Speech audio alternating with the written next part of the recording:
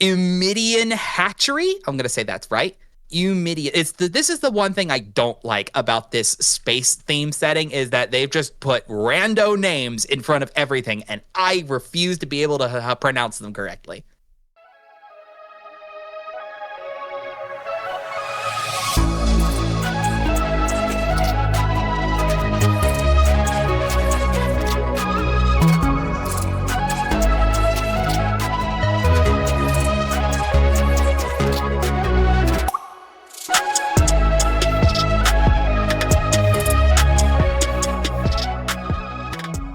Ladies and gentlemen, buckle in because this is going to plaid this episode here of the MTG Thoughtcast. Yes, I'm your host, Joseph Rubino, and across the screen, or somewhere across your ears, across the deep space of your ears, is my brother, John, other host of the MTG Thoughtcast.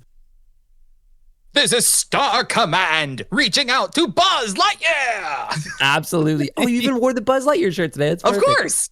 John, today we are talking Edge of Eternities Precons. It's Woo-hoo! Our favorite episode of the season. We love doing these Precon reviews, Precon upgrades, and since we only have 2 Precons this time, we get to go more in depth than we've ever gone before on these. So strap in, make sure you got your space suits on. All of the other space puns that you could possibly want, and more is coming up in today's episode.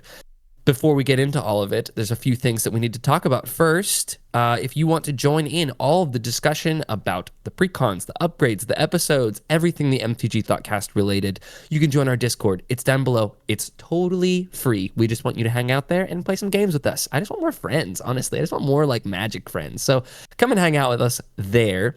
Today's episode is also brought to you in part, as always, by our friends at Heavy Play. These are our favorite gaming accessories. If you want to check out, I just posted an in-depth review of the entire product line of Heavy Play. The ETB playmats, the deck box, dice box, sleeves, all of it. We wouldn't want to sell you guys anything that we were not fans of first. So go ahead and look at the entire review there. And then when you decide that you want to buy some of that product, you can use code MTG Thoughtcast at checkout or go to heavyplay.com/MTG Thoughtcast. Gets you 10% off of your product, helps support the show. It's a win-win. Genuinely, they're awesome. Like these playmats, the deck boxes, it's all so slick.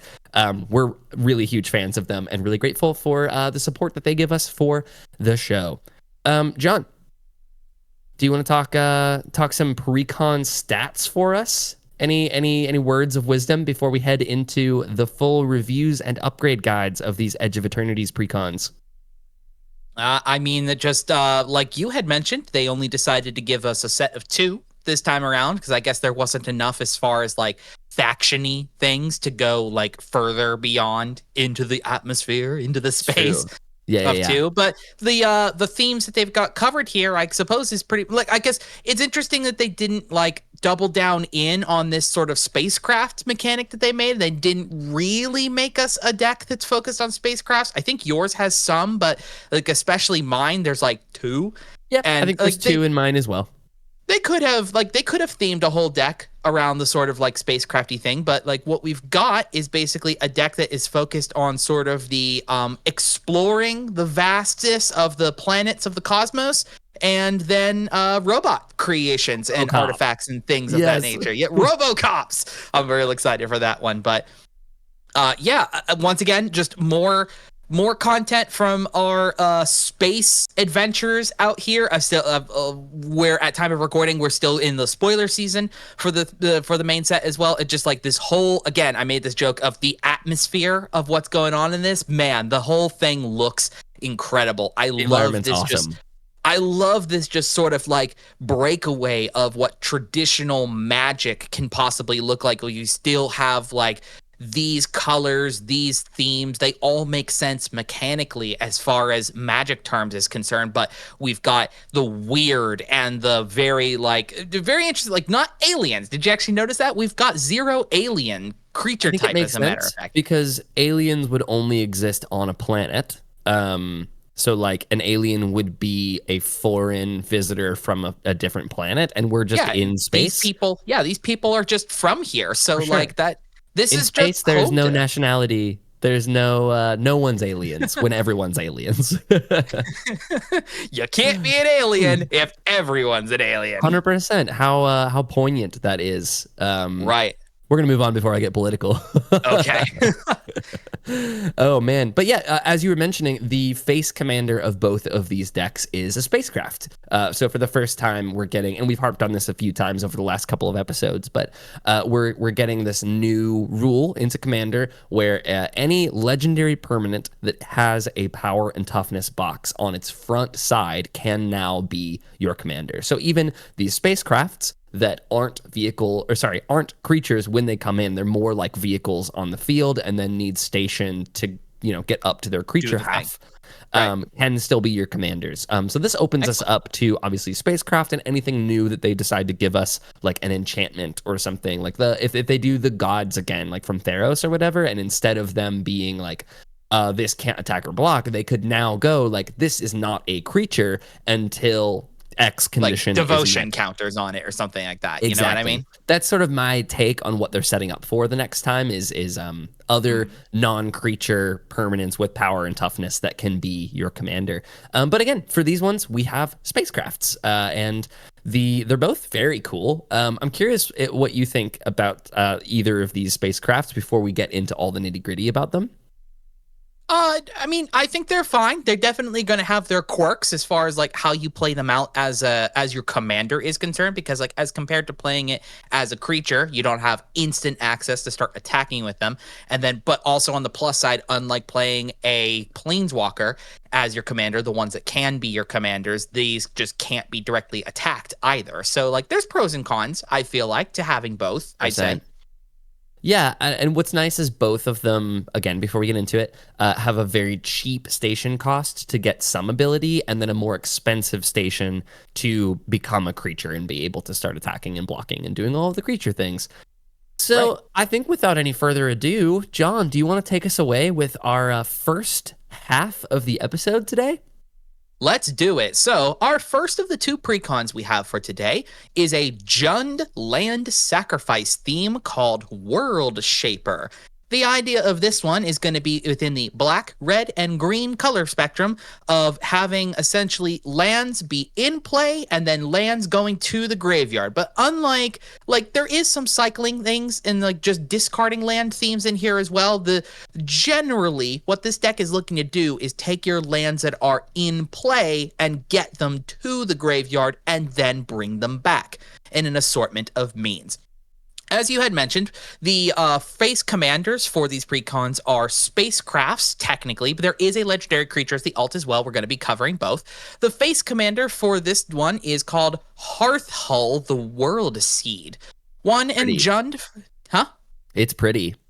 Oh yeah, sorry, I didn't hear what you said there. Yeah, it's a real neat looking one. I love that they've been doing the commander cards in borderless. It gives them a nice like special flair to show like, hey, the theme that your deck is trying to do, here it is. Yes, you've got it on full center right here. So Hearthhull is 1 in Jund for a legendary artifact spacecraft. It has the station ability, and then when it has 2 charge counters on it, it gains the activated ability of 1 mana, tap, and sacrifice a land to draw 2 cards, and you may play an additional land this turn. Fire. And then when it has 8 charge counters on it, it turns itself online as a 6/7 with flying, vigilance, haste, and whenever you sacrifice a land, each opponent loses 2 life. Dang. I can tell you off rip, welcome back Shorekai Genesis Engine. This reads so much like Shorekai. Oh yeah, like being able to draw cards and things like that? Yeah, just like the 1 tap and doing something to draw 2 cards, you get additional value from it. That feels so much like Shorekai. And a 4 mana like vehicle. I love my favorite part on especially that first activated ability it has is that the sacrificing a land can be the land that you use to pay for the activation cost of it, right? So like you make your mana ahead of time and then you're not necessarily out on mana, because especially the fact that it draws the 2 cards and you get an additional land for that turn as well. So if you haven't done your land yet for the turn, if the land you sacrifice into this is the one you use to pay the activation cost, you might not even really be out on mana. So in a deck like this, which by the way, this deck includes 42 lands. you're very likely of those 2 cards that you redraw, one of them is at least going to be your land drop for the turn, and then gaining the ability to play an additional one, stellar. That's very, very cool. If my commander has the word land on it anywhere, I immediately start at 40 lands, and 42 is probably correct. Right. Very weirdly, the space station, the spacecraft, I think is way more interesting than the alternate commander you get in this deck. Sizrel?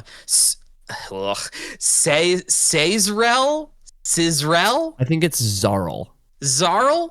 Sure, we're gonna go with Zarl. Genesis Shepherd. This one I don't think is good. It has its use, but I don't like it as the commander. 2 and a Jund for a legendary creature, Insect Druid. It's a 2/5 with flying. You may play lands from your graveyard. That's good. Whenever you sacrifice another non-token permanent during your turn, you put a number of +1/+1 counters equal to Zarl's power on up to one other target creature. Yeah, seems mid. Yeah, it's totally fine as a utility piece. I do not like the fact that you can't be doing its own, like that bottom text that it has, that is not going to be going off turn at all, and you also can't boost itself. So, like, I don't know. It's pretty mid to me personally. I'd say it's probably fine. I don't think it's good as the commander. It's okay in the 99, I feel like, because in the 99, you'll want as many pieces that allow you to recur your lands from your graveyard anyway. But I think of these 2 that you get out of the box, the raw power that you can get from Hearthole is way better and will help, like, increase what like the speed that you're able to do with your game actions better than Zarl can. Certainly agree with that. But he's totally fine in the deck as well. So let's start beginning with some other new cards here. We're going to be going alphabetical, starting with Baloth Prime, one of my favorites in this deck, actually. 3 and a green for a 10/10 beast. It enters tapped with 6 stun counters on it. Whenever you sacrifice a land, create a tapped 4/4 green beast creature token and untap this creature. And then a 4 mana sacrifice a land ability to gain 2 life. Very neat. Very neat. Crack your Evolving Wilds off turn. This just pops out a 4/4 and then gets closer to untapping itself. You know what I mean? Because stun counters, as a reminder, if the creature would untap with a stun counter, the stun counter is removed instead. So you got to get 6 untaps of this before it regularly untaps. That's why it's a 4 mana 10/10.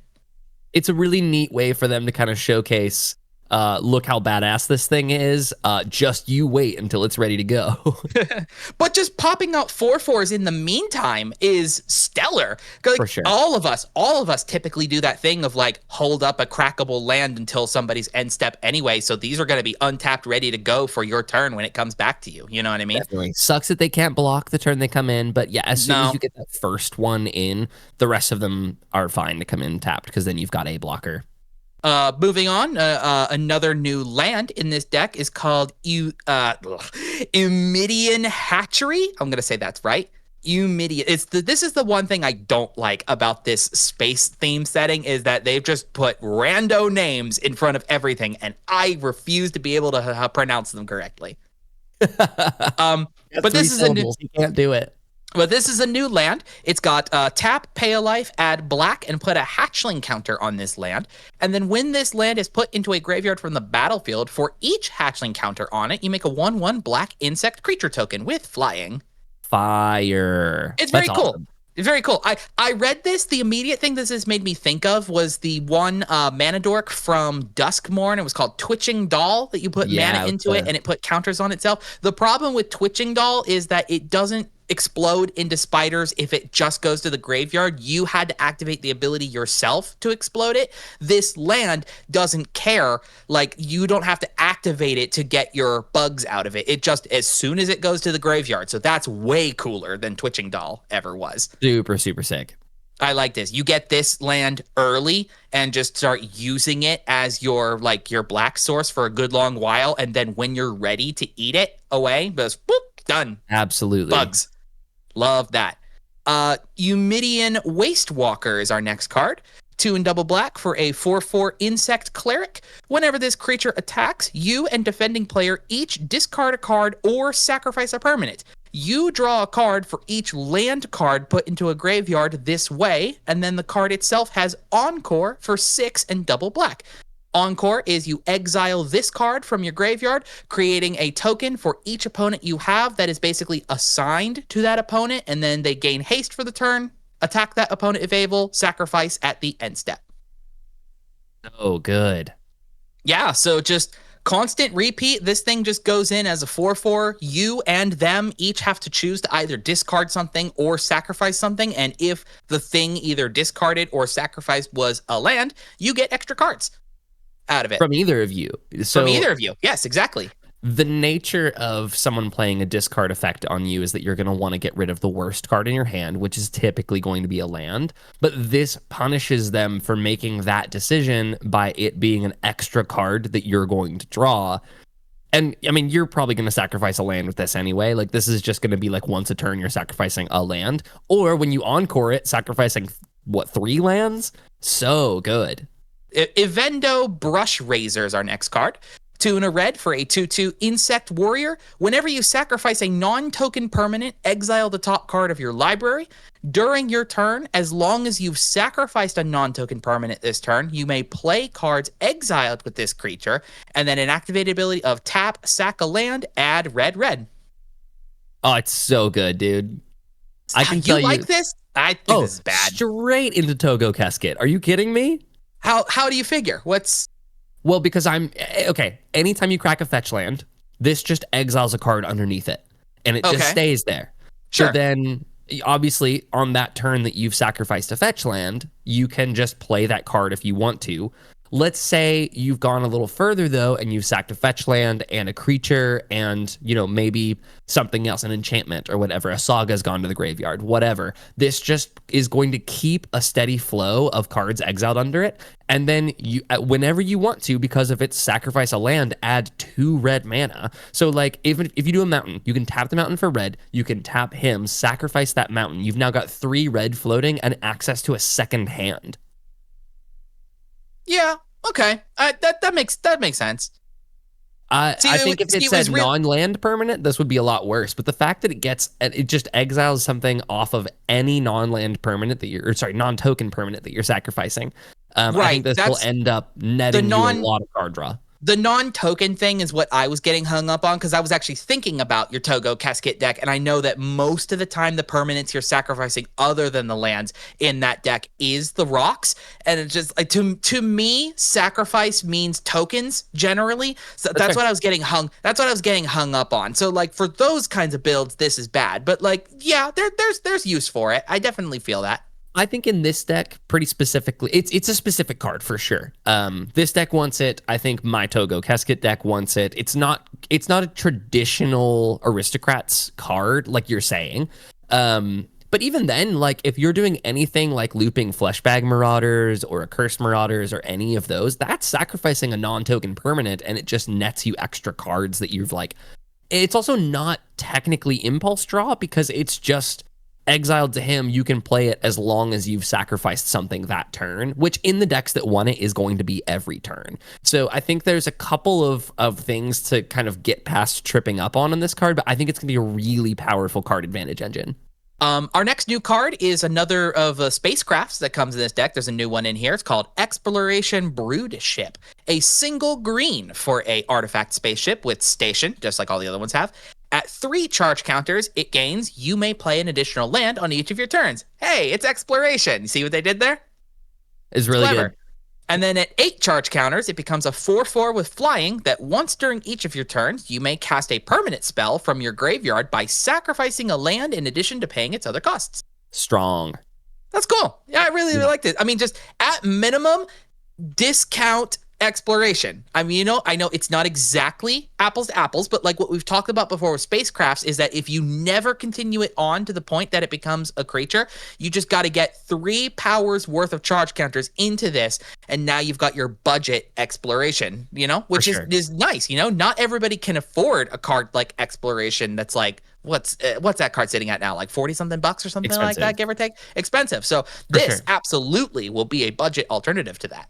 Yeah, and like exploration, this is not, because the value of exploration is that you can play it on turn 1 and then immediately play another land. This is almost never going to fire off on turn 1, but like on turn 3, 4, it still is good to have an exploration. I would almost even say this is better on the first ability than becoming a 4/4 with flying, where like if you can just, like you said, have it sit there and just be an exploration for you as you keep ramping and you know, getting other things. It also, like, importantly with these, the you don't have to play that land from hand. It's just you can play another land. So if you've got one underneath the guy we just talked about, the brood thing, what was it called? The brush razor, Evendo brush razor. Because you can just play the alt commander that allows you to play from graveyard. Same thing. Exactly. So you can replay fetch lands. You're getting extra landfall triggers. You're getting extra sacrifice triggers off of this thing, and having it stay as a non-creature permanent is a little stronger to me, because then it doesn't just die to like Doomblade and things like that. Sure.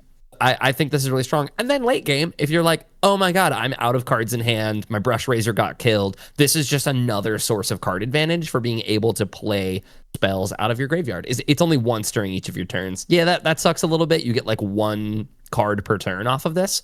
But it doesn't come back with a finality counter. You can just sacrifice that thing and then play it again next turn. So there's definitely some play with this at all points in the game, except for like turns 1, 2, and 3. Right.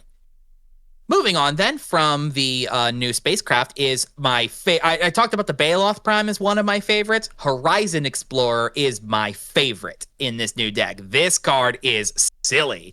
For 2 and a green, you get a 2/4 Insect Scout. Lands you control enter untapped, and whenever you attack a player, create a lander token. Is that first line one of your favorite lines of text in Magic as a Gates enjoyer? As a Gates enjoyer, this thing is stupid. Are you kidding me? Anything that allows you to be able to have like one of the biggest hurdles that keep like really, really powerful duels in check is that they come in tapped. And some of the more like expensive pieces that you can play to help those come in untapped either are like costed at above 3 or higher. You know, I'm thinking like Spelunking is another really popular one used nowadays for having lands come in untapped. But so something like this is also great that gives you that benefit of your lands being able to come in untapped for faster access to your colors, and then just more access to lands, because as a reminder of what lander tokens do, it is an artifact token with a 2 mana and tap and sacrifice ability to search your library for a basic land card, put it on the battlefield tapped, and then shuffle, which becomes untapped because of the Horizon Explorer. Oh, that's really cool synergy. Right. I like that. That's amazing.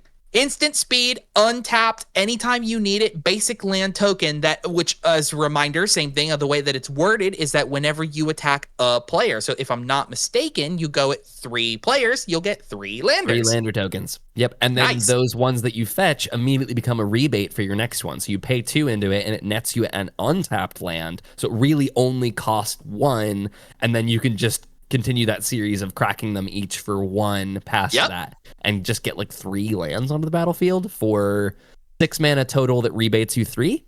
Excellent. Yep. Stupid. Dope. On a 2/4 for 3. That's one of my 2/4. favorite stats to cost is 3 mana 2/4s.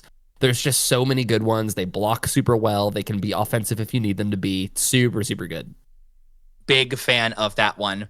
But I hear you saying, oh, do I have too many lands in play? Let's start blowing them up. Planetary Annihilation.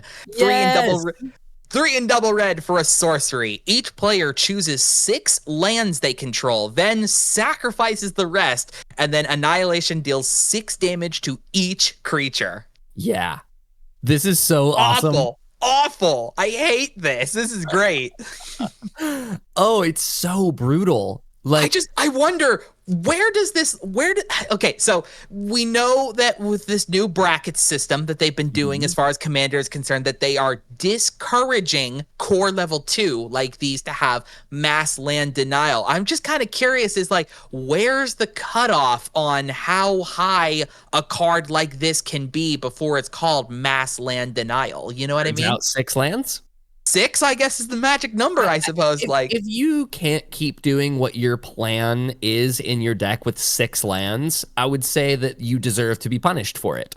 and so does Wizards apparently. Because like if you just kind of go in your mind through most of your commander decks, 6 lands is pretty good. Like you're at least able to continue doing something with 6 lands, whereas like an Armageddon for 4 says, sorry, you're done playing the game, period. You've got what you've got, and then we're going to end this game somehow. Planetary Annihilation, I love that it does 6 damage to each creature. That is a extremely high rate. I think at this point, 5 mana got you burned down the house, which was 5 damage to each creature and each planeswalker. This now does 6 damage to each creature and nukes lands above 6. That is strong. This is also doesn't say to planeswalkers, so welcome planeswalkers to your new favorite board wipe.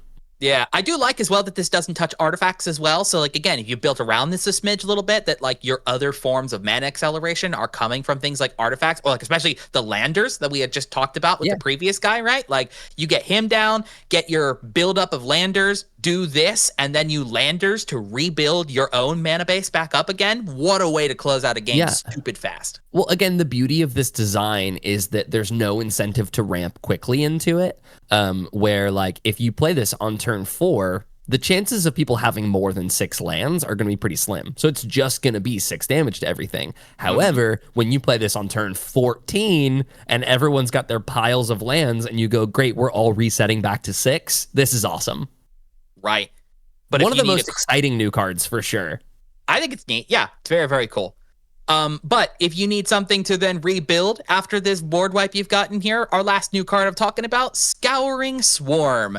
1 black and a green for a 1/1 insect with flying that when you sacrifice a land, create a tapped token that's a copy of this creature if 7 or more land cards are in your graveyard. Otherwise, you create a tapped 1/1 black insect creature token with flying. It's so strong, dude. Welcome back, Scoot Swarm. We missed you. Scoot Swarm 2. No, this one... It is technically Scoot Swarm with an easier ability. Like, all you need is 7 lands in your graveyard. Easy. That you can do that by turn 3. It's easier to trigger landfall than it is to sacrifice a land, so I don't think this is going to be popping off as quickly in making token copies of itself than Scoot Swarm, but the fact that you make them flying, and the tokens come in tapped as well, by the way, so this is very, very slow. This one's mid to me at best. Powerful, I think it can be, but it's slow. It's Scoot Swarm, this is not. It's got a good it's got an identical reference, but definitely not on the same power level, I feel. I think what we need, John, is some like alert and an image of you and I in the opposition card frame for when we disagree on something like this. Well, you think this is cracked? Yes, this is absolutely cracked. I think that this is going to start copying itself a lot earlier than a Scoot Swarm is. So like the value of Scoot Swarm is as soon as you start making copies of it, yes, that landfall is significantly easier to trigger. But prior to that, you can deal with a Scoot Swarm.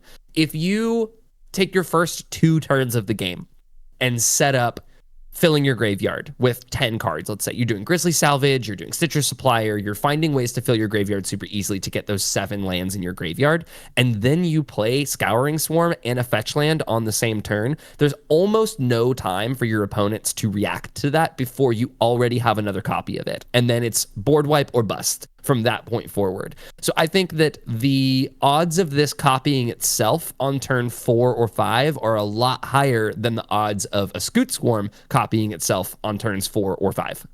That's all of our new cards, and just we're going to briefly touch over the sort of like overall strategy that this deck is trying to do, and then I've got some upgrades to talk about here. But obviously, as it has been going on about with all these new cards, really, really heavy, more than any other deck, is going to be you want your lands eaten off of the battlefield, right? To be to pay you off for certain effects. So obviously all of these new cards that you're talking about all care about you eating your lands, but then you've got other good reprints in here, stuff like Mayhem Devil as just an example case here that just says when a player sacrifices a permanent, this creature deals 1 damage to any target. That's underrated. That's you sacrificing lands, that's you sacrificing lander tokens, that's eating bugs from these things that are making... sacrificing treasures. If your opponents are sacrificing treasures, oh god, after the Planetary Annihilation, by the way, you forced them to sacrifice lands down to 6. Yeah, Mayhem Devil, all of those triggers will still go off, even though he's taken the 6 damage and is off the field. Ha! Got there. Mazarek, Cruel Death Priest is another example case I've gotten here. 5-mana 2/2 legendary insect shaman with flying that when a player sacrifices another permanent, you put a +1/+1 counter on each creature you control. Jeez. Cracked. I love Mazarek. He's On so each? cool. On each, yes. There's other really big highlight ones as well. Actually, some of them are like the more expensive reprints you've gotten here. Stuff like Corvold, who could actually be your other commander you could play out of this box if you really wanted to. If you want to be mean. Corvold, Fae Cursed King, 2 in Jund for a 4/4 legendary dragon noble with flying. When it enters or attacks, sacrifice another permanent. And when you sacrifice a permanent, put a +1/+1 counter on Corvold and draw a card. Easy. Mega strong. If you've never, it's really hard to not play that Corvold deck.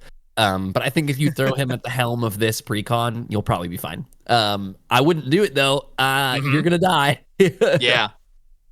Now, what this deck also does a really cool balance of is that you've got some good creatures in here that care about when your lands are sitting there in your graveyard before you start doing the recursion stuff as well. Things like Multani, Yavimai's Avatar. 6 mana, reach, trample, and it gets +1/+1 for each land you control and each land card in your graveyard, and then is able to recur itself. Centaur Vine Crasher is another example as well. It's a 4 mana 1/1 with trample, but it enters with a number of 1/1 counters on it equal to the number of lands in all graveyards. And then when a land is put into a graveyard from anywhere, you can pay green, and if you do, you return this card from your graveyard back to your hand. The sticky deck. Very, very sticky. It's going to be very hard to keep some of these good creatures down. But we need ways. This deck also has ways to get these lands back outside of some of the other new cards that can do that as well. Things like Splendid Reclamation is a card that allows you to be able to get all of your lands right back out of your graveyard, tapped back onto your battlefield, and then you can just start sacrificing them all over again to continue just the loop of eating the exact same land over and over and over again, either to the land's itself own sacrifice ability, which there are some in here, or these other new cards that we were talking about that have the means to eat the lands for you. You know? And you This deck is sweet. And you get a pretty decent selection of cards, like especially the lands that can naturally sacrifice themselves. Stuff like Fabled Passage is actually just in here, which is amazing. Excellent reprint. Precons need Fabled Passage now. Honestly, there should be no reason that this isn't in decks like that anymore. Yep. But it's just strictly upgraded Evolving Wilds. Mm-hmm. You've also got obviously Evolving Wilds and Terramorphic Expanse are in here as well, but you also got the new Capenna ones as well, like the hideout lands kind of things. They enter and just sacrifice themselves instantly and go get yourself a basic of one of its named that are on there. Cabaret Courtyard is one I've got as an example here. Dude, this has Cabaret's Courtyard, Maestro's Theater, Riveteer's Overlook. It's got like all 3 of them because there isn't a Jund one. It's got like all 3 of them will just Riveteer's is Jund. Mm-hmm. The fact that it has the off-color ones too is a really cool teaching moment for players on how like commander identity works. Right. There's slow fetches in here as well. The Mountain Valley, as an example. Yeah, I mean, they're okay, right? As we had mentioned about, there's the inclusion of new typed duels in here, like the Festering whatever, that thing, right? Yeah. Things like Mountain Valley can go and get those. So that's cool. You've got access to those. And if you've got the budget to upgrade those to traditional fetches, please do that. But this deck becomes really strong with real fetch lands in it. Exactly. And that's the general feel, the theme of what this deck is trying to do. I've got some cool upgrade ideas that if you're looking to spice this up a little bit more. Talk to me. Easily for me, I feel like one of the biggest things that this deck needs is something that allows you to get mana value as you have lands coming in to be able to sacrifice. Like this deck needs a Lotus Cobra, I guess is what I'm getting at. Lotus Cobra, or if you don't want Lotus Cobra, I've also suggested like Tireless Provisioner. These kind of things that give you a mana rebate for the lands that you have come in if you intend to sacrifice those the turn immediately. Like with those hideout lands that we were just talking about from New Capenna, right? Those are great with Lotus Cobras, because that land sacrificing itself immediately and then the thing it fetches out comes in tapped. Cobra makes sure that you have access to mana as those things are potentially coming in slower. A couple more outlets for being able to sacrifice lands could be really, really good. Yes. Actually, I didn't actually write it here in my list actually, but I actually saw that like Sylvan Safekeeper is actually quite budget nowadays, so that's a really good one. Zuran Orb is another one I brought up here. It's just a 0-drop artifact that just naturally, just no extra cost into it. Sacrifice a land, gain 2 life. Easy. Lovely. Good way to eat all your lands. A real funny one I found, though, is Orcish Lumberjack. So good, dude. It's a red mana for an orc that you can tap him, sacrifice a forest, and you add 3 mana in any combination of red or green to your mana pool. Ridiculously strong. Very cool. Eat all your forests and get bonus mana out of that. It's very, very fun. Sure. That's awesome. Mm-hmm. If you change this around in such a way that most of your land sacrifices is coming out of just fetch lands in specific, right? Like if you upgrade this in such a way to include more fetch lands inside of the deck, a real silly thing that I have found to be able to exponentially increase your land count is Abstruse Archaic. It's a 4 colorless mana, generic mana, for a creature avatar. It's a 3/4. A 1 mana tap ability. Copy target activated or triggered ability you control from a colorless source, and you may choose new targets for the copy. This reads that a 1 extra mana into something like a fetch land allows you to double up that fetch land trigger. Yo, that's great. That's very cool. That allows you to have exponential value of the things that you are sacrificing if the lands themselves are the things that you are choosing to be that's the outlet for you sacrificing your lands.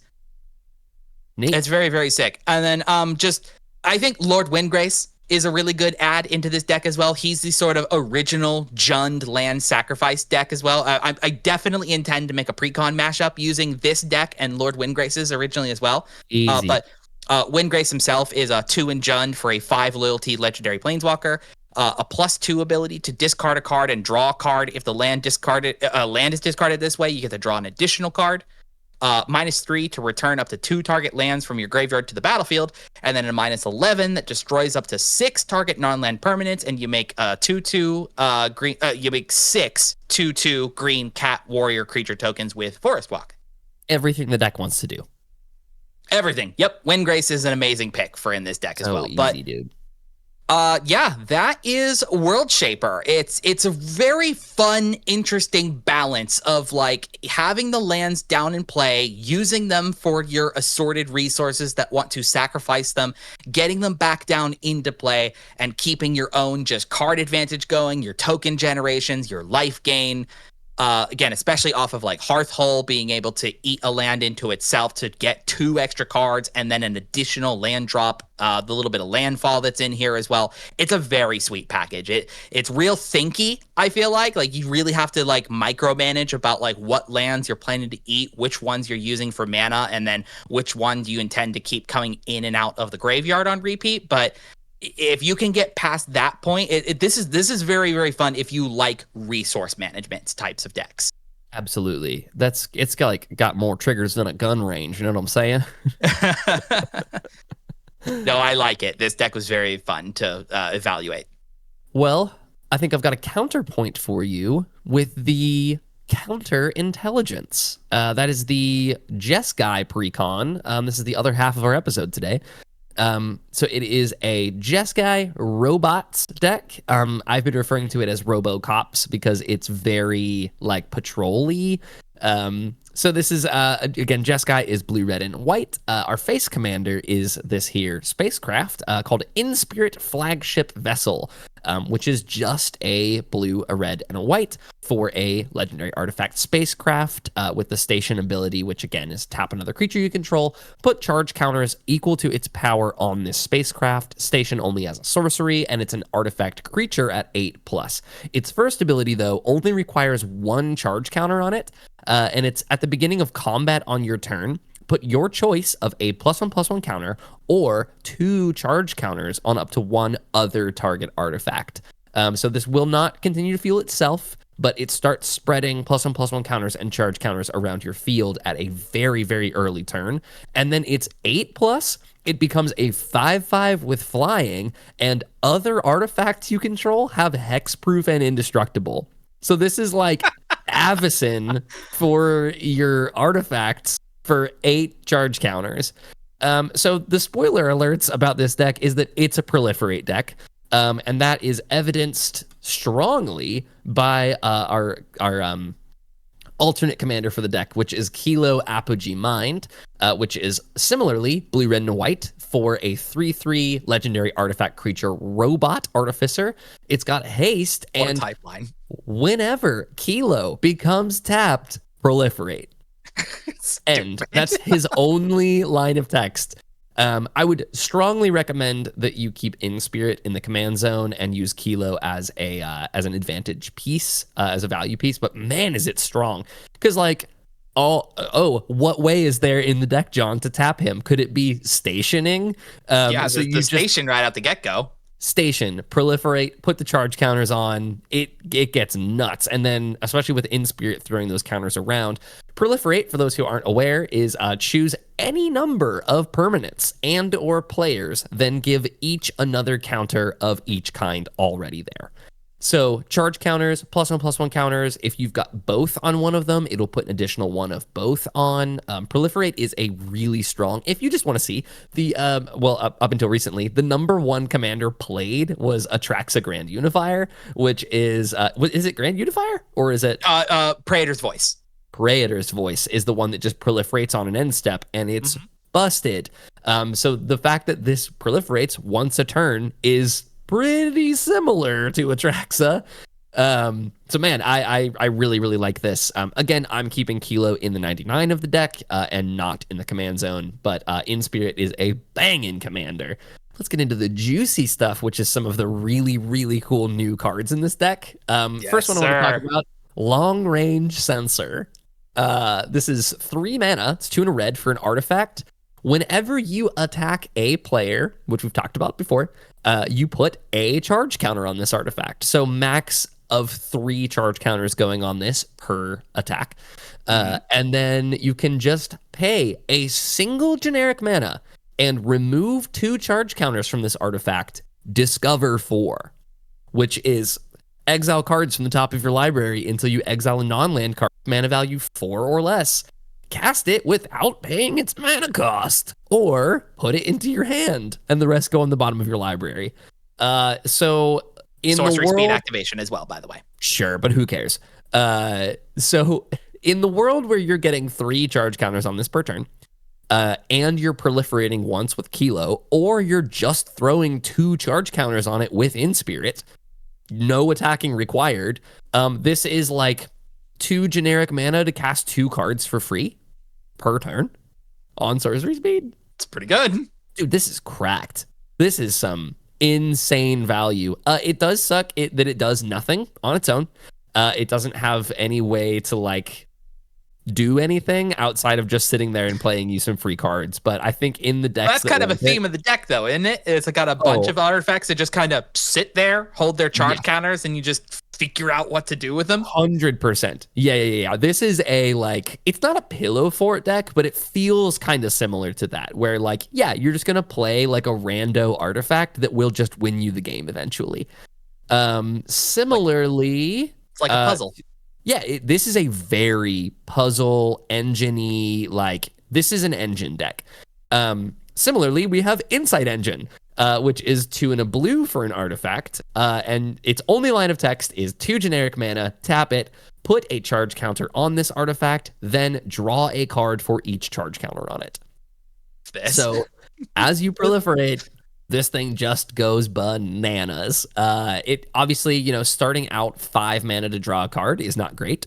But then the next time you pay 2, you might draw 4 cards off of this. And then you might draw a fresh hand off of this over the course of 2 turns as you proliferate and put charge counters down. And this deck just has a ton of really great pieces, like rocks that just sit there and become great targets to just store all of your charge counters on.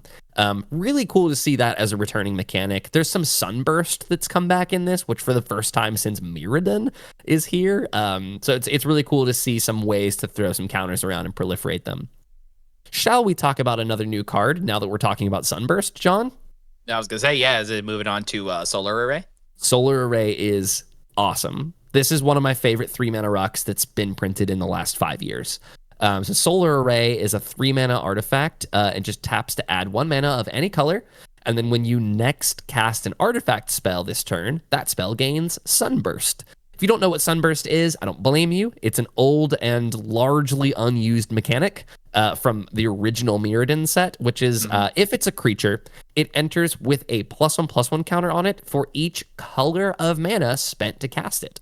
Otherwise, it enters with that many charge counters on it.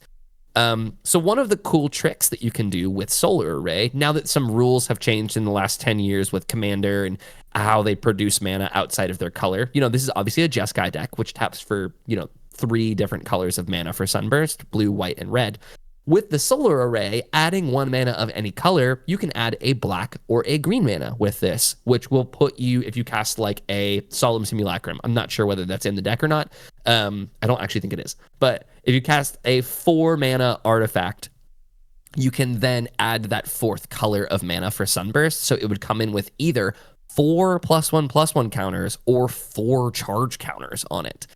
Which becomes obviously very strong. This into your commander as well is strong because this taps for the 4th color and then your spaceship comes in with 4 charge counters on it, which immediately puts it into its first ability, and then further it puts it halfway towards being your Avacyn for the deck.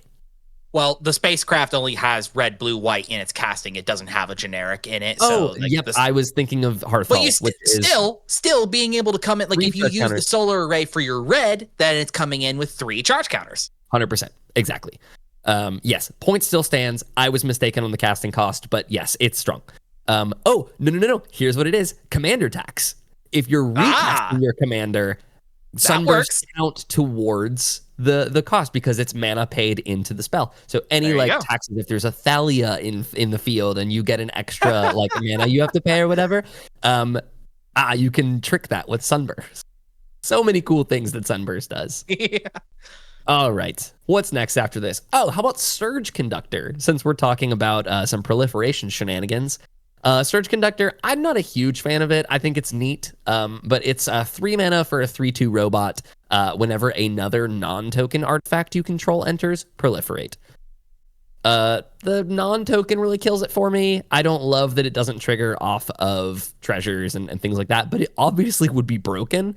There's a ton of artifacts in this deck, so it's going to work very well. It's just not exactly what I like. I don't like that it has 2 toughness. I don't like that it costs 3 mana for this thing, but it will, when you play it, it will start to do a lot. It also doesn't trigger off of itself. If it triggered off of itself, I think that it would be a lot more value, but there's a lot of times I think you're going to play this and it's just going to just eat a random 2 damage from something and you're going to get no value for your 3 drop. Yeah, not okay. Where I like to be, but that's okay. Next new card in line here is Moxite Refinery, which is a very special card to me because you know how much I love Power Conduit. That was one of my OG commander decks was Marchesa the Black Rose, and Power Conduit was a house in that deck, and this is like an upgraded Power Conduit. So Moxite Refinery is 2 generic mana for an artifact, and you can pay 2, tap it, and remove X counters from an artifact or creature you control. And then you choose one activated only as a sorcery. You either put X charge counters on target artifact, or you put X +1/+1 counters on target artifact. On target creature, I'm sorry. So you are removing as many counters as you would like from something, and then you are putting either X charge counters on an artifact or X +1/+1 counters on a creature, where X is however many you removed. Moxite Refinery is awesome.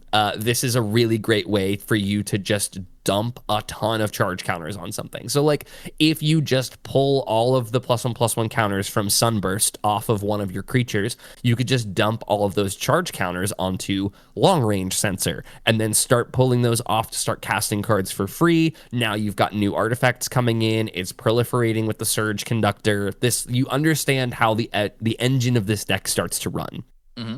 Really, I like, by the way, the second half of this. Yeah, you can't pick any other options other than just doing the charge counters or the +1/+1 counters part. But the top part I said about removing X counters, it doesn't care what those counters are. So no way. You could remove stun counters. Stun counters. Are you playing the new summon creatures from Final Fantasy? Rip their lore counters. Have you reanimated something with Winter and a finality counter? Rip that finality counter away and turn it into a +1/+1 counter.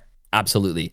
Yeah, I love Bauxite that. Refinery just has so many angles to it that are going to be cool in specific decks. It's a way to convert one type of counter into another because you don't have to choose another target artifact or another target creature. So if you've got something that comes in with 10 stun counters on it, like Lorthos the Tidemaker or whatever that comes in with 8 stun counters on it, you could just tap this for 2, remove all of those stun counters, and just put 8 +1/+1 counters right back onto Lorthos.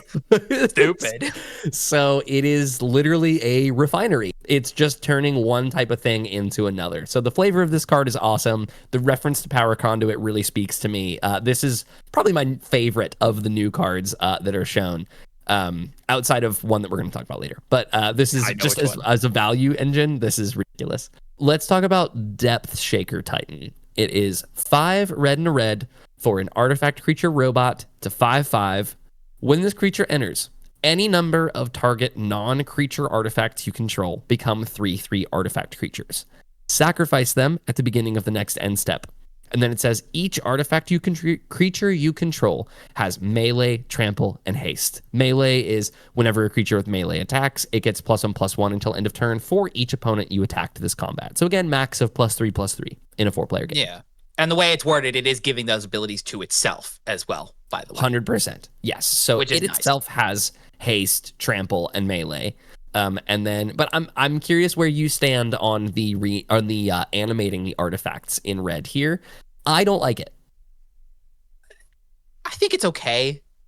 Yeah, it's the sacrifice at the end step that really kills it for me. Because it's that part. I feel like this will make or break depending on which artifacts you're planning on reanimating. Like, are you sitting behind a wall of rocks, turning them into 3/3s with haste, trample, and melee? Probably stellar. You were probably going to eat those rocks in. Is this turning your other natural non-token artifacts into 3/3s or whatever, and then sacrificing them? That's probably less good. Right. It's cool. You don't have to do any at all, by the way. You can choose 0, and it's any number. So this isn't like any of the other animate, like Rise and Shine, where it just permanently animates everything you control. This is just, you can pick and choose and make a bunch of 3/3s out of your rocks or treasures or whatever. Or none at all, I suppose. You could just evaluate this as a 7-mana 5/5 with haste, trample, and melee that gives other artifact creatures haste, trample, and melee. That's probably fine. It's probably fine. I'm not sold on this. I need to see it in play. Because if we're talking about high ceilings and low floors, the high ceiling of this is it wins the game because those 3/3s become 6/6s with trample and haste with the melee ability. So it can totally swing the game in your favor or even just outright win the game. However, if your opponents have a Swords to Plowshares or something that you've then reanimated all of your artifacts, I'm gonna go for it, I'm going for the win, you then get Swords to Plowshared on your Depth Shaker Titan. Now you have all these 3/3s that no longer have haste, mind you, that will sacrifice all of themselves on your end step. Because counterpoint to you is that if you are animating things that you already had in play, they are not going to need haste anymore because the permanent had been in play. For sure. Which, again, at that point, the haste doesn't matter, but the trample and melee is the really good part. Now, for the real sauce. Yes. This is the best card in the deck. Guaranteed. 100%. By none. This is Patrolling Peacemaker. RoboCop! This is RoboCop. So it's 2 and a white for an artifact creature robot soldier. That is a 0. It's a 0/0 that enters with 2 +1/+1 counters. So it enters as a 2/2. And it has this unbelievable line of text on it. Whenever an opponent commits a crime, proliferate. This is amazing.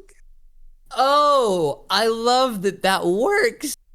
So committing a crime, if you don't know, is anything that a player plays that targets something of their opponents. Their hand, graveyard, deck, permanent in play, whatever. If you have a card that says target thing and it's on an opponent's board it's something that an opponent owns, that's committing a crime. It happens a lot. Counter spells, bounce spells, kill spells, Even some things that aren't nearly as nefarious as that still count as committing crimes because they're targeting opponents or they're targeting something those opponents own. And this will proliferate every time that happens. For some reason, with all of the restrictions that Wizards gives us on most everything else, they didn't restrict this to once per turn. Yep. So, like, my goodness. There's no ceiling to this. If you're playing against a control deck where all they're doing is killing things and and you know, targeting your opponent's things, tapping them down, stealing them, putting counters on them, whatever, Patrolling Peacemaker just goes bananas in it. This will be removal check for the game of, like, if you're going to commit a crime, you better commit that crime against Patrolling Peacemaker first. Otherwise, it's going to completely run away with the game. Yeah, which even if they do, you'll get the proliferate at least once. Yeah, right? exactly. Because committing crime goes above whatever's trying to resolve. Exactly. That's the way the stack works. That's the way that Patrolling Peacemaker works. This is surely the best card in the deck. I know a certain rabbit mafia who probably wants to have this as her bodyguard. Oh God. I mean, even Kroos. Kroos is great too because proliferate does not limit to your board. You can proliferate onto other people's stuff, and that counts as putting a counter on something that your opponents control. So any of the decks that want any type of proliferation are going to want this, because I don't think that they've printed something that can proliferate as many times as this will proliferate.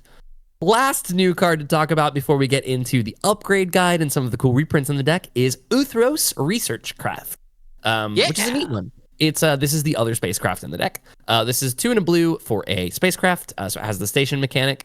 On 3 charge counters, whenever you cast an artifact spell, draw a card. Put a charge counter on this spacecraft. Really good. And then at 12 counters, which becomes easier because it puts counters on itself and you're proliferating a ton, the spacecraft gets +1/+0 for each artifact you control, which we've seen be very, very strong. I love like cranial plating and those types of effects. So as you're just making artifact tokens, you have all of the artifact lands are in this deck. So this will become a like 8/8, 12/8, 16/8 really quickly with flying, while just drawing you cards for your artifacts along the way until it becomes this gigantic flying threat. 8 toughness as well on this is ridiculous.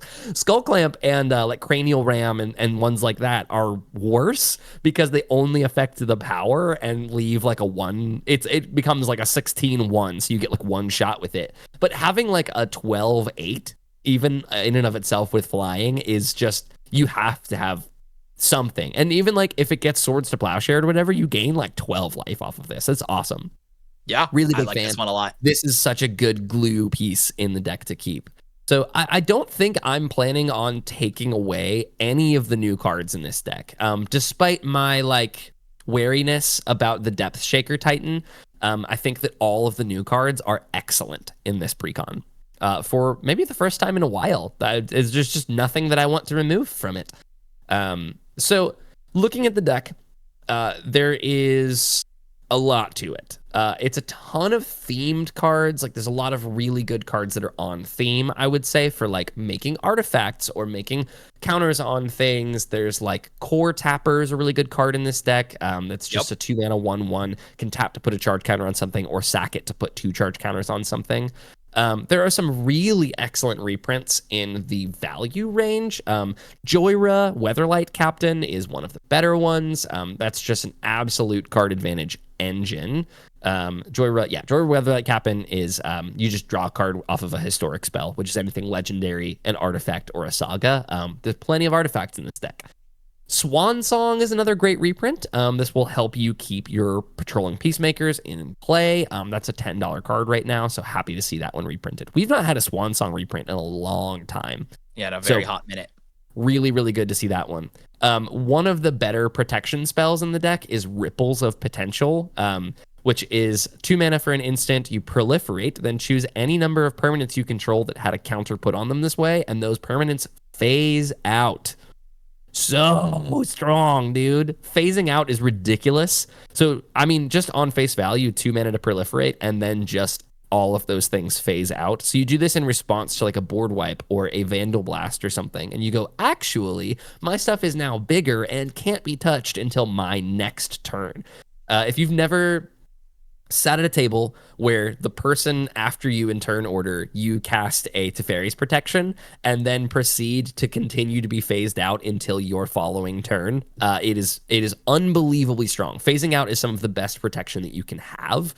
So having this on something that also proliferates is completely ridiculous. There's like a handful of other really good theme pieces in the deck. Like there's a Cloud Key, which just makes your you're going to choose artifacts for this, by the way. Just makes your artifacts cost 1 less. Like you mentioned, there's a Techuthal, which just says if you'd proliferate once, you proliferate twice instead, and has a really easy way to become indestructible. This 3/5 flying, double all of your proliferates. So Techuthal is absolutely awesome in here, is also currently a $15 card. So happy to see that one enter into the realm of budget world. There is the actual win con that I love seeing. That's, I would say, the better version of the Depth Shaker Titan is Cyberdrive Awakener, which is just an absolute banger of a win con because it gives all of your artifact creatures flying. So evasion, I would say, is significantly stronger, and then just reanimates everything of yours, and you don't have to sacrifice them on the end step. So Cyberdrive Awakener is awesome, also sitting about $11 right now, so happy to see that one in there. And then there's this neat little card called Alibu Ancient Witness that's in here, which has not seen a reprint in quite a minute, but it gives your other artifact creatures haste, and then whenever one or more artifact creatures you control attack, Alibu deals X damage to any target, and you scry X, where X is the number of tapped artifacts you control.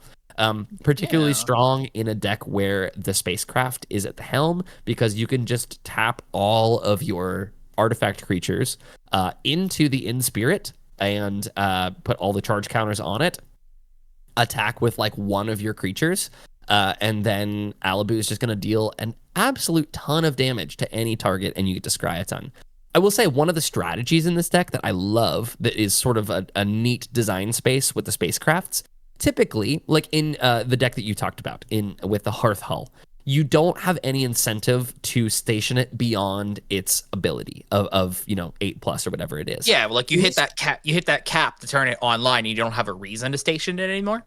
In Spirit, you want to keep stationing this thing because there's so much incentive to just put a ton of charge counters on something and then use those charge counters freely, however you'd like. Again, with like this Moxite Refinery, it's just remove X. So if you go above 8, if you get to like 30 charge counters on In-Spirit, you can just remove down to 8 to keep it a creature, or you can remove down below 8 to stop it from being a creature if there's a world where you don't want it to be that anymore.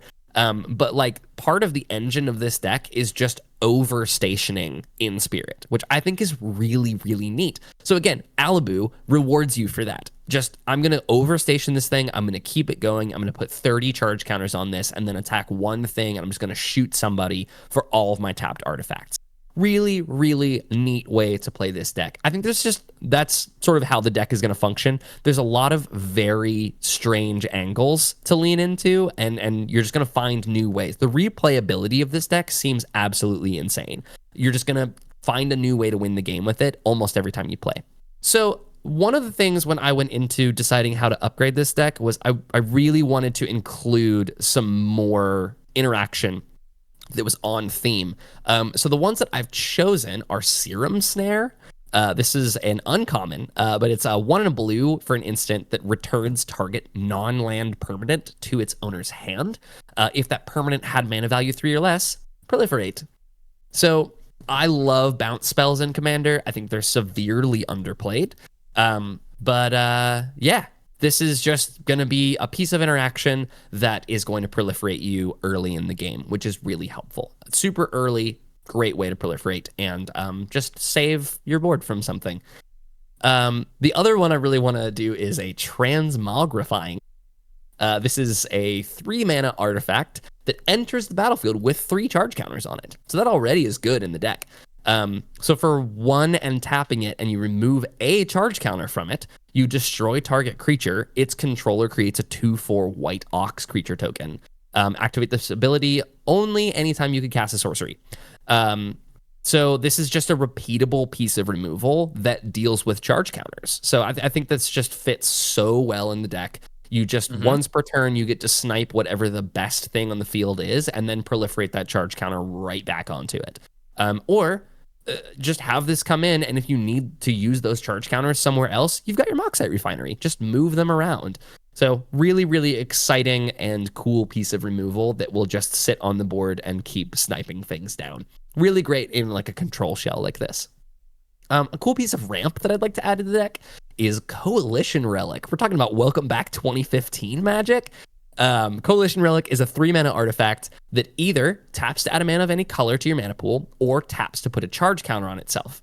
And at the beginning of your pre-combat main phase, you remove all charge counters from it and add a mana of any color to your mana pool for each counter removed this way.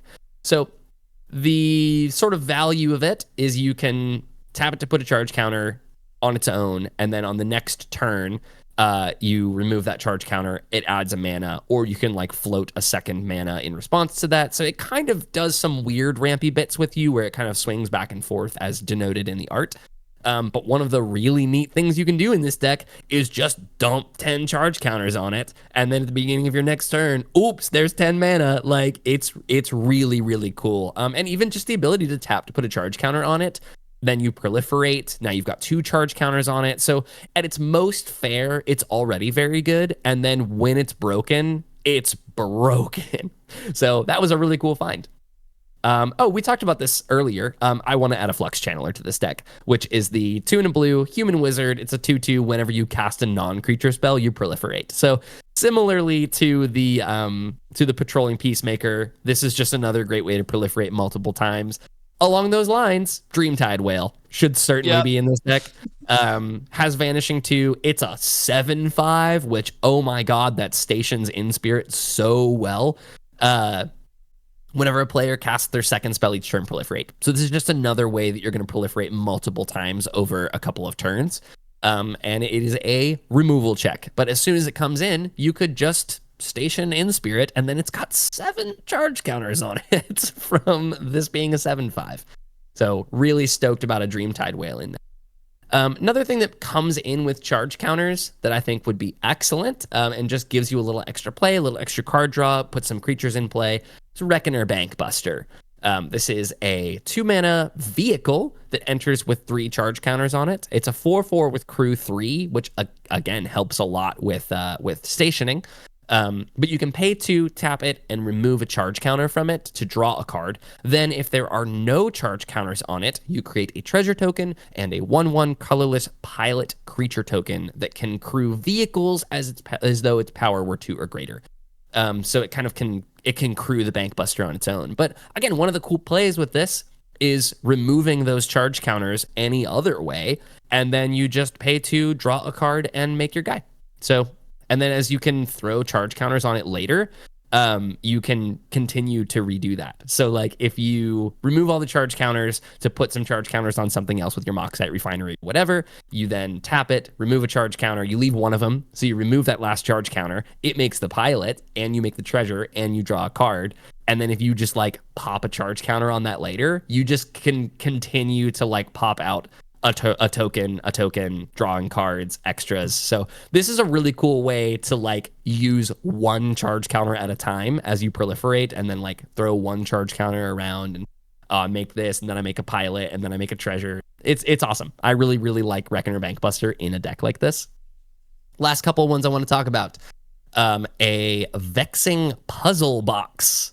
If we're talking about throwing some charge counters around, this is kind of similar to the Coalition Relic. Vexing Puzzle Box is a 3-mana artifact that says whenever you roll 1 or more dice, put a number of charge counters on Vexing Puzzle Box equal to the result. And then tap, add 1 mana of any color, roll a d20. So the critical roll for this would be tap to add a mana of any color, put 20 charge counters on this. And the average is going to be 10 charge counters per activation on this, which like, oh my God, that's a lot of charge counters. And then let's say you go on some proliferate shenanigans and you get 100 charge counters on it. You can tap it and remove 100 charge counters. Search your library for an artifact card and put that onto the battlefield, then shuffle. I would say you are very rarely going to be activating that side of it and are way more likely to use this as ramp and adding a butt ton of charge counters per turn onto this to then proliferate and throw around onto different things, removing those charge counters, adding onto them. This is an excellent way to fill out some of the glue of your deck. What's up?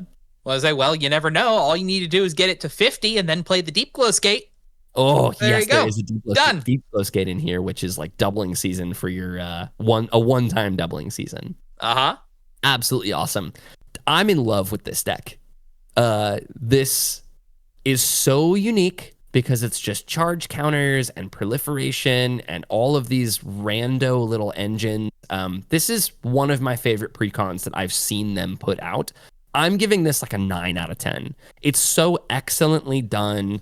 It's just awesome. Really, really big fan of what we're doing here. No, this looks incredible. Yeah, there's some incredible synergy here because like casting down artifacts and just letting artifacts do artifact things, like that's easy. That's a clean, easy, simple, but you still have the tricky subtext here of like, where are you putting the charge counters? How are you moving them around? What items are you proliferating? Which counters are you pulling away? And doing all the stuff in between right there. Like there's tricky puzzle boxy kind of stuff to do in this deck, and it flows, it synergizes so incredibly well. Yeah, definitely. One last thing I wanted to mention, we don't usually talk about what cards to cut because that's all personal preference, but the deck comes with 40 lands in it, and I think you could cut all 3 of the temples that are included in it. Those are just the tap lands that enter in Scry 1. I think 37 lands is plenty, especially with how much ramp is in the deck, and how cheap everything is. Like the average mana cost of the deck is like 3. So you don't need 40 lands in this deck. Cut the temples. If there ever was a time for them to put all 3 of the vivid lands into a deck, those are lands that tap for a certain color, enter with 2 charge counters, and then you can tap and remove a charge counter to add a mana of any color onto them. It would have been here, and they just straight up did not do that. That's silly. So that would be something I'd be looking to add in as well. Maybe take out one basic lands and put in its corresponding vivid land into the deck as well. Oh, man. Well, that takes us, I believe, to the end of our Precon review episode. I hope that you guys had some wonderful times watching this. If you've made it to the end, thank you. We appreciate you. We see you.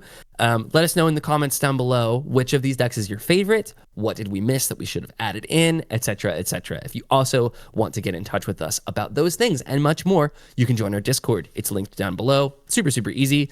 You also can reach out to us on Blue Sky. That is our social media of choice. We have an official page, and we each have one that John's linked here. It's either MTG Thoughtcast, John-Thoughtcast, or Joseph-Thoughtcast. And that's the ways you can reach us. Or you can email me at mtgthoughtcast@gmail.com. John, do you have any parting thoughts for the good folks listening today? We've ventured through the outer space realms. We've got our new decks, and we're ready to explore the vastness of space.